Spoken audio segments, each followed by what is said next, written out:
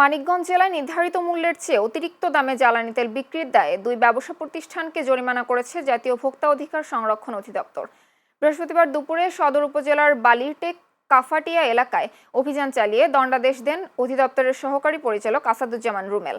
ভোক্তাদের অভিযোগের সত্যতা পাওয়ায় কাফাটিয়া বাজারের আলী এন্টারপ্রাইজকে ৫,০০০ টাকা এবং বালিরটেক বাজারের দেবনাথ ট্রেডার্সকে ৫০,০০০ টাকা জরিমানা করা হয়।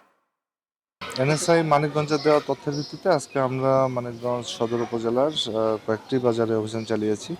তো আমরা সেখানে বেশ কিছু অনিয়ম পেয়েছি। তার মধ্যে অন্যতম হচ্ছে যে জ্বালানি তেল এটা সরকার নির্ধারিত যে দাম আছে তার থেকে অতিরিক্ত দামে বিক্রয় করছেন এমন তথ্য প্রমাণ পেয়েছি এবং এই অতিরিক্ত দামে জ্বালানি তেল বিক্রয়ের অপরাধে আমরা দুটি প্রতিষ্ঠানকে ভোক্তা অধিকার আইন অনুযায়ী ৫৫,০০০ টাকা জরিমানা করেছি। আর কিছু আমরা একটি দোকানে পেয়েছি যে ওনারা অনুমোদন ব্যতীত পেট্রোল অকটেনও বিক্রয় করছেন। তারা বিভিন্নভাবে বিভিন্ন সোর্স থেকে অবৈধভাবে এই অকটেন বা পেট্রোল তারা কিনে আনছেন, এনে এটা অতিরিক্ত দামে এটা খোলা বাজারে বিক্রয় করছেন।